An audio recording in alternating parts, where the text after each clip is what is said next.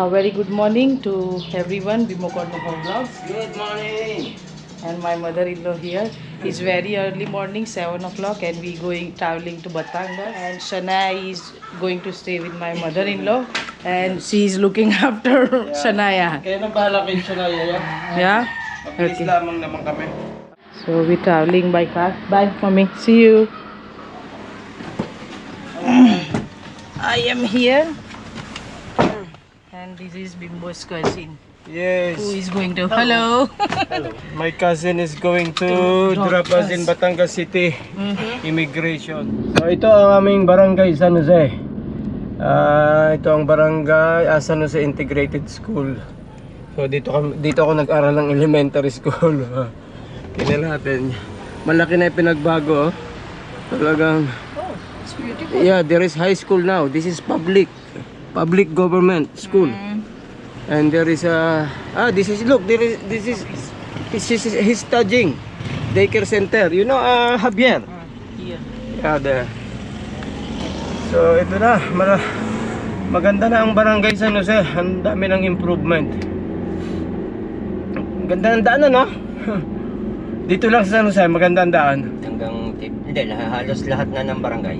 Halos lahat ng barangay ganyan na. Ang naiwan na lang ay ang ilatag. Yung papasok sa latag. I feel weird left side driving. Yeah, left hand here in the Philippines. Doon sa mga to all my friends in the UK. So yan no. Wow. I really miss to live here again. Our barangay is beautiful and peaceful, quiet. Here you are na, and thank you. Ito na ang boundary ng San Jose. And then to yung next barangay going to Lipa. Ito, puro subdivision na to. So yung guys, magre-renew magi-extend ng visa si Shama. Kasi nga 14 days lang yung visa niya. Kasi hindi na kami nag-apply ng 1 month tourist visa sa UK. Mas mabilis kasi pre 14 days. So may extend nga ng 7 days. Ang reason kaya magi-extend, magkahiwalay kami ng flight ni Shama. Mas mauuna siya kasi nga 14 days lang yung return ticket. So ngayon possible pagka na-extend kami ng 7 days, yung ticket niya ay pwede nang ma-rebook para sabay-sabay kaming uuwi ng UK. So kaya ito yung reason kaya magi-extend kami ng visa niya sa Batangas City Immigration. Ito ang isang problema kahit yan. Dito sa Lipa, nagta-traffic na rin masyado. Dati hindi masyado nagta-traffic dito sa Lugaling to, sa B. Reyes na to. Simula noong Nag one way na ka dyan? Nag-one way lang. Nag one way dyan sa may Pure Gold simula nung mag one way dyan. So talaga ito ngayon, iba na. Nagta-traffic na dito. Dati talagang walang traffic sa Lugaling to, B. Reyes. Anyway, malayo pa kami, papunta pa lang kami ng Lipa, Batangas City yung pupuntahan. So let's say yung papunta pa bago kami mag-exit ng Lipa, kasi Star Tollway yung dadaanan namin. Let's say kung gaano kami magtatagal dito sa Lipa. Shama, this is highway of Lipa City. They call it Ayala, yeah. And this is Robinson Place, Lipa. So it's not heavy traffic here because we're going to highway, Star Tollway. But our cousin said from here it's bit traffic. As you can see, yeah, it's just bit. Meron po ditong aksidente sa Lipa. Ayan no. Kaya pala nag-traffic, may aksidente. Thank you. Ayan na, Shama, let's see. Kaya mga first time aksidente sa Lipa. Oh my God, he fall. Yes. You saw? Yeah. Leg? His leg. So ingat lang mga kabayan. Yan pala kaya nag-cause ng traffic din sa Lipa din. So yung guys, mag-turn left kami dito para sa Star Tollway from Lipa City, Shama, from Lipa City to Batangas City. This is the highway. Yan, I think couple of years ago na nung inopen nila to. Big help. Sa halip na diretso ka dito papuntang Batangas City, may highway na dito sa kaliwa. This one is signal. Yeah. Yeah, before kasi straight yung pa Batangas City. So ngayon, ito na yung highway going to Batangas City. And the other side is going to Manila. This is the... Mm.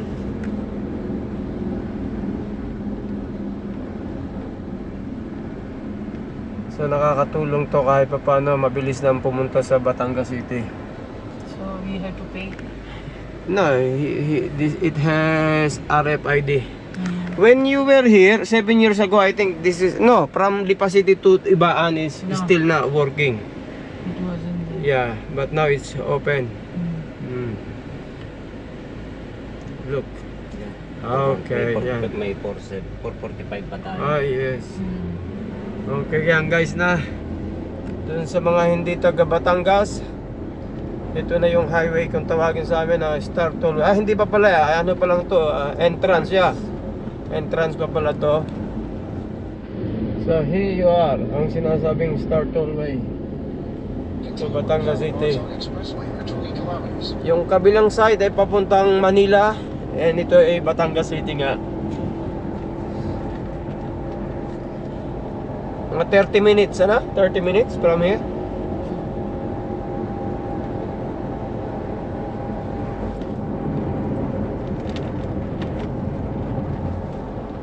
Anong sunod na exit dito? Ayun na, Batangas City na? Alangila. Ah, Ibaan. Ibaan muna tapos Alangila. Parang dalawa na lang exit Ah. from Lipa City, ano?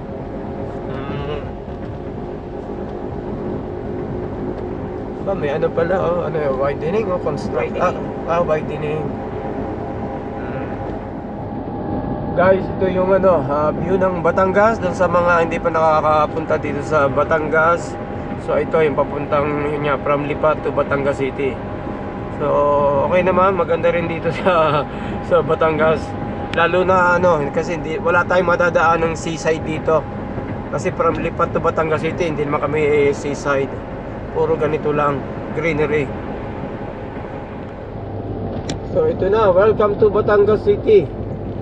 So nandito na tayo sa Batangas City.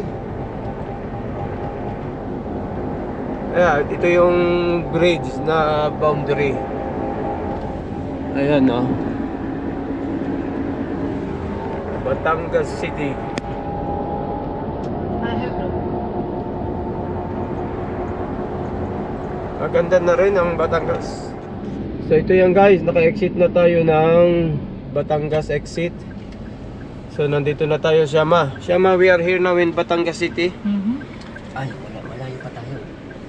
No, I mean this is Batangas but this Batangas City province na. This place. So ito guys, malapit na tayo sa Immigration Batangas. This is a branch of immigration here sa Batangas City. Ito na yung Kapitolyo ng Batangas City. Yung place na to. Pero hindi, nasan yung mismong Kapitolyo? Hindi pa. Papasok na. Makikita natin? O baka hindi na, na? Ay, hindi pa dapat pa rin. Yung sa kabila, ano? Pero part nito, nasa Kapitolyo ng ano, government ng Batangas City. Mandanas Memorial, yes. Mandanas ang governor dito sa Batangas. Okay, Shama, it's near now. Malayo pa? Ilang minutes Ay, yun? ano pa pala? 6 minutes, 6 minutes na lang, malapit na. Hindi pa na tayo papasok ng Kapitol.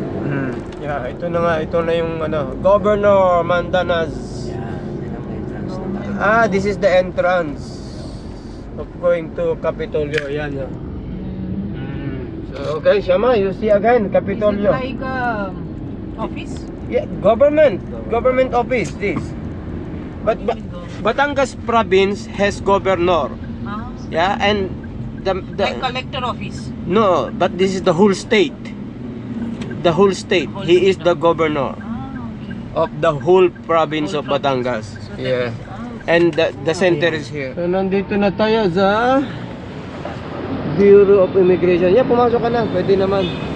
Bureau of Immigration, Batangas District Office. Yun o, doon ka pumasok? Yeah, yeah. Parang entrance. Hindi, doon. Pwede ka Doon na na tayo magpark. papark? Oo, doon ka na magpark. Pwede naman doon eh. Ayan. Dito magre-renew ng visa. Ay, no, hindi pala extend. Si Madam Shama. Hopefully, mabilis lang ang proseso. Alright. We will see many foreigners now. So here you are, Batangas of Immigration. Let's go. Let's renew. Okay. Mag-i-extend lang, not renewing, extending. Okay, let's go inside. So yan guys, pabalik na kami ng Lipa City. So, Shama. So guys, good news here. I renew my visa for 1 week. We pay 2,230 pesos only. Yes. It's worth it. And Bimbo is going to reschedule my ticket. He already phoned them and they will reschedule my ticket. It's very quick process. They just want your passport and your latest entry, and they will ask you to fill up the form. And within like 15-20 minutes, they give me certificate. This certificate I have to show them when I'm exiting the country. So it's quick process. And I'm very happy that I'm going to stay more days here. Yeah, and your rebooking is confirmed. I Yes, phoned them yeah. as well, and they said they okay. can extend. So more days in Philippines. So guys, this is a vlog today, and it's very special day because I get extension and I can stay more days in Philippines. So thank you guys for watching Bimbo Cornejo vlogs. Please like, share and subscribe, and please follow us on our Facebook page. See you in next vlog. More vlog is coming in the Philippines. See you.